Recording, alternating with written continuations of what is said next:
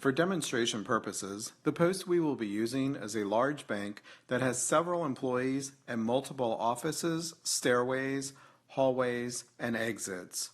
3 security officers are assigned to the post when 2 active shooters attack them. Hello, my name is Ken Arscott.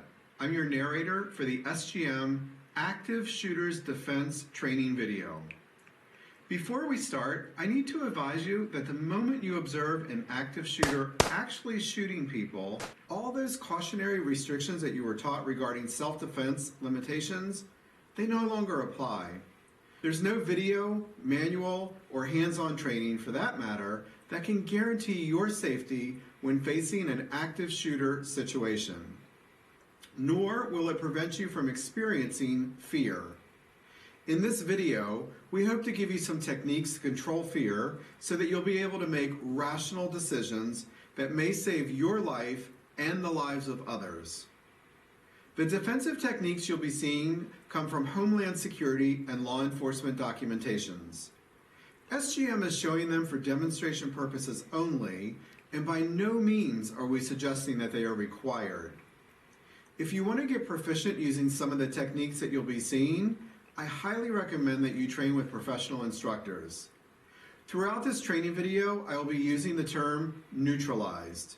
For the purpose of this video, neutralized could be interpreted to mean unarmed, unconscious, or dead. If you are ever unfortunate enough to be confronted in an active shooter situation, based on your knowledge and the current circumstances, only you will know what's best for your safety.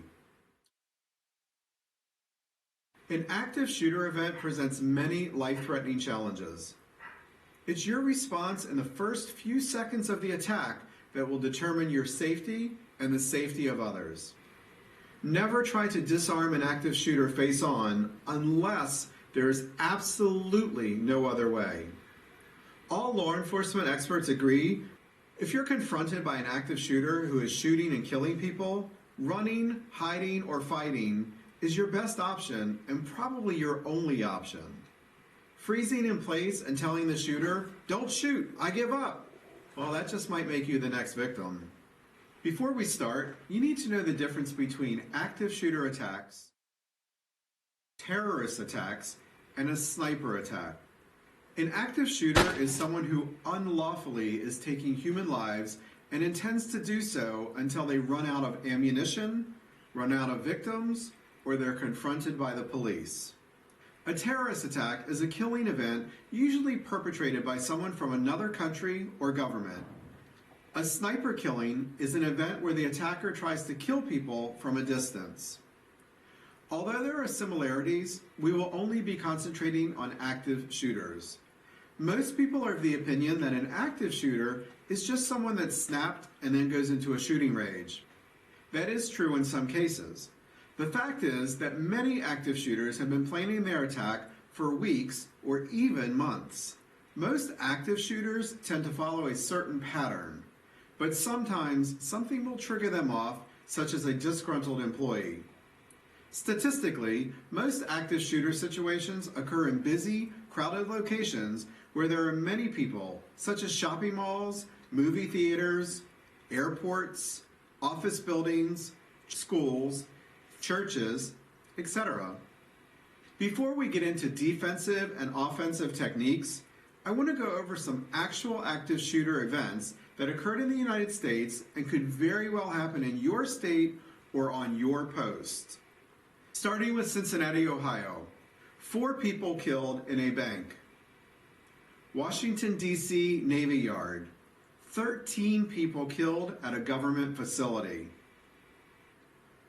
Sampson, Alabama. 11 people killed. Aurora, Illinois. 5 people killed, 5 police officers wounded at a manufacturing plant. Bottom line, from 2002 to 2018, there were 573 active shooter incidents with 2,023 casualties, where over 1,000 resulted in deaths. Incidentally, while we were making this video, Another active shooter has occurred at a Virginia Beach Municipal Center where 12 people were killed. 98% of active shooters act alone. 96% are men, and 40% commit suicide. The remaining events, the shooter surrenders or winds up getting killed by the police.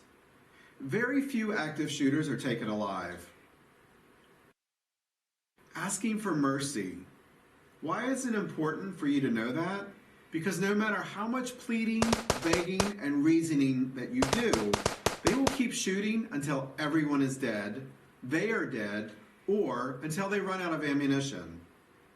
Once the shooter begins shooting people, they're determined that it's going to end with them committing suicide or suicide by police. In their mind, either they're making a statement or it's their 15 minutes of fame. Most of those shootings averaged 5 to 8 minutes, but the chaos was longer when you consider rescuing hostages and the aftermath of all the wounded. The good news is that once the police arrive, the killing of hostages tends to cease because the shooter starts focusing on self-preservation. If an active shooter situation occurs, expect to look after yourself without assistance from the police in the beginning, because the average police response is about 2 minutes, and that's after they receive the call to 911. Those first few seconds will dictate your reflexes and defensive actions. Will you freeze, run, dive for cover, or fight? As we progress in this video, you'll have a better understanding by seeing some options and how to react. As soon as you're positive that there's an active shooter in the building, you need to ask yourself, do I lead, follow, or get out of the way? If your decision is to lead, try to tell everyone to scatter into different directions. If the crowd doesn't listen, try to convince at least part of the crowd near you to follow you to a better escape route. Turn the frightened group into a unit, because in a panic situation, there's a lot of yelling and screaming, so when you speak, they may not hear you. You need to use common sense hand signals for directions of danger and escape. Homeland Security recommends that when the shooter is at close range and you can't run, your chances of survival are much greater if you try to incapacitate them. Before I get into specific techniques, you should know some of the characteristics that most active shooters have. They exhibit a disgruntled attitude of workplace injustice. They have little or no temper control. They have threatened coworkers and supervisors. They have an excessive interest in media violence reports. They have an unstable family life. They have chronic labor management disputes. They have unresolved physical or emotional injury claims against the company. They continually complain about the stress of work. They often use drugs. They're loners. They own several weapons. They have a history of conflict with others. To be fair, just having some of these characteristics does not make someone an active shooter. There are other traits that are usually involved, such as behaviors. They have a romantic obsession with another employee, but the employee does not reciprocate. And in many cases, the offended employee has made complaints already. They have financial difficulties. They have a poor job performance record, and they've been reprimanded numerous times. They look for locations with a high concentration of people, such as shopping centers, schools, theaters, places of business, etc. They have poor self-esteem. They constantly perceive injustices from coworkers and management. They cannot handle stress. They suffer from depression.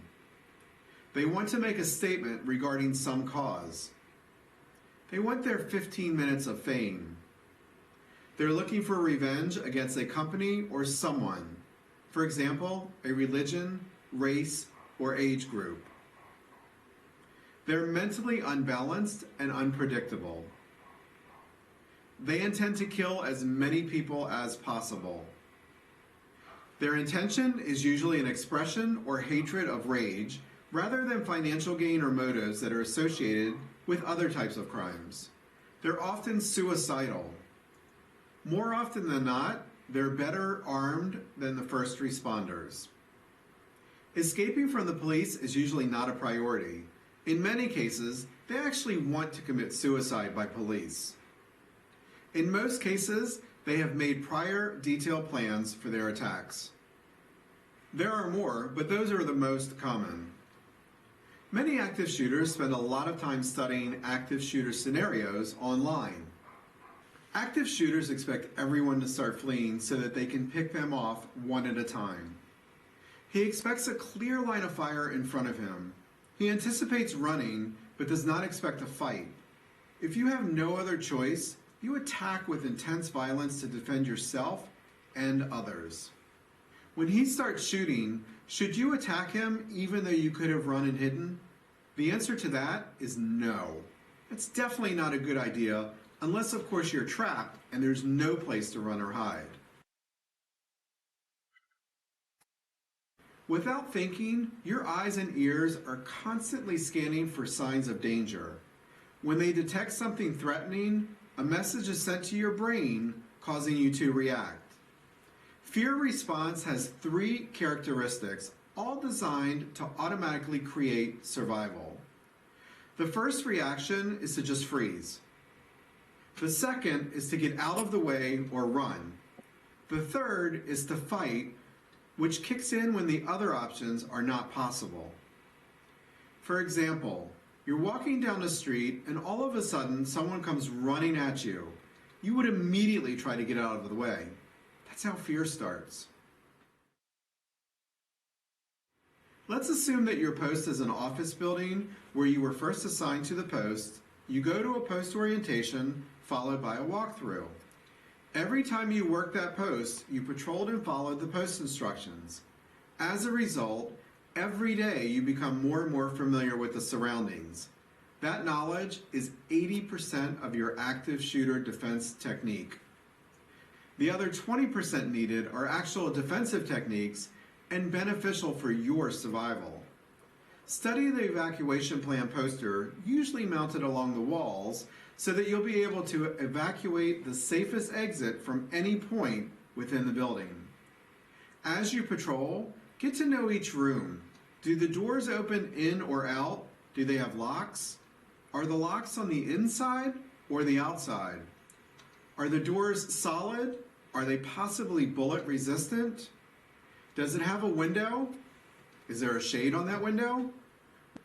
Memorize what's inside all the rooms. Can the furniture in the room be used as barricades? What kind of equipment is in the room, such as computers, machines, etc.? Where are all the exits and where do they lead to?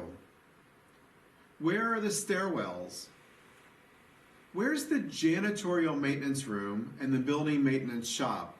In the janitorial room and the maintenance shops, what kind of equipment can be used as makeshift weapons? As you're patrolling, create in your mind scenarios regarding how to run, hide, and fight, just in case you're faced with an active shooter situation. Also, remember the locations of all objects that can be used as makeshift weapons. As a result, you'll have a better chance for survival should the worst case scenario occur.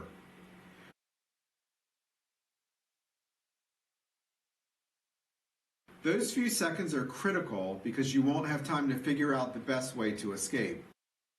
Practice these scenarios in your mind every time you patrol until you feel confident. Look for telltale signs of an active-based shooter based on the information I gave you earlier. Is everyone acting normal, or is someone acting strange? A lot depends upon where your post is. What is normal for one post may not be so for another post. For example, working at an office building checking IDs, that's different than working at a musical concert where everyone is excited and vocal. Is everyone acting normal, or is someone acting strange? Some people, when they receive a message from the brain that a life-threatening event is happening, their first reaction obviously is self-preservation and is immediately followed by the need to save lives, even though they could have escaped.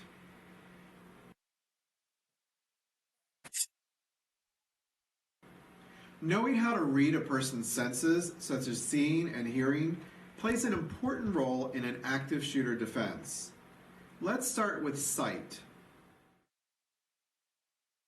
As you know, human eyes face forward and have peripheral vision. For demonstration purposes, think about peripheral vision like it's the face of a clock. When someone is looking directly at you, you're facing their 12 o'clock zone. Everything else to the left and right of that is called peripheral vision. The strongest peripheral vision is between the 10 and 2 o'clock zones. To the left of the 10 o'clock zone and to the right of the 2 o'clock zone, things do not appear as clear. That doesn't mean that you can't see movement. When an active shooter is looking for victims, they'll probably be concentrating on the 12 o'clock victims. If someone is out of the 12 o'clock zone, but in the 10 and 2 o'clock zones, they will be noticed, but it will require the shooter to turn his head and then swing his weapon towards the new victim. Just swinging their weapon and not being able to aim diminishes their chance of them hitting the target. The point being, always try to stay outside or behind the shooter's 10 and 2 zones. If you're in his 12 o'clock zone and he turns his head to a new victim, you're now out of his 10 or 2 o'clock zone, giving you the opportunity to run or hide. So take advantage of that. Stay low and move fast. That doesn't mean that you should never fight when you're in the 12 o'clock zone. I'll get into face-to-face techniques a little bit later. The next sense is hearing. As you know, humans can hear what's around them. When someone hears something suspicious like a gunshot, they will immediately become alerted and look to see where it's coming from. Let me demonstrate how silence can be used to your advantage. Let's say you're walking along the path in a park. Out of nowhere, a bicyclist comes up behind you and whizzes by and startles you. You never heard them coming and you only saw them after they passed. Use that to your advantage, because if you're close behind the shooter at his 6 o'clock zone, that scenario will come in handy. I'll get into that technique shortly. When you're frightened, especially when hiding from someone trying to kill you, your breathing will escalate, requiring you to start taking deep breaths. If you were hiding and the shooter is nearby, he would be able to hear the noise of your deep breaths, putting you in danger. One way to control that and calm down is to breathe in, count to 8, and then breathe out, counting to 8 again. Do that for several repetitions until you become calm and control your breathing. This will also help clear your mind so that you can think about what to do next. When some people are confronted with life-threatening danger, their first natural instinct is to freeze, then escape, then get out of the way, which is actually hiding, and if they have no choice, they will fight. This has been going on since the primitive days. Cavemen would freeze in place to keep from being spotted and eaten by a dangerous predator hunting prey that's moving. An active shooter is a dangerous predator, but an active shooter can rationalize and recognize someone by sight, and they don't have to be moving. Therefore, freezing should never be an option. The run reflex happens when the caveman realized that the predator knows where they are and the only thing left was to run and escape. The hide reflex, which is actually an extension of the freeze reflex, cavemen would silently hide or freeze in one place, hoping that the predator did not find them. When hiding and getting ready to run, some people go into a dream-like stupor. In other words, the whole scenario feels like it's unfolding in slow motion. Their mind is asking, What's going on? Is this really happening to me? What can I do? If that happens to you, the first and foremost important thing to do is to snap out of it and bring yourself back to reality. One way is to rub your hands together and concentrate on the now. If you have a watch or a cell phone, put all of your concentration and focus on that and count for at least 30 seconds. Both of these techniques will help bring you back to a sense of reality. By the way, be sure that the sound is off on your cell phone. Their fight reflex kicked in only when they had no other options. It goes without saying, if you're in an active shooter situation and trapped, you should not just stand there. You'll have to fight in order to survive. Your primary objective is to get out of sight, especially if you're in an open area. If the shooting happens, say in a parking lot, hiding behind vehicles is a good option.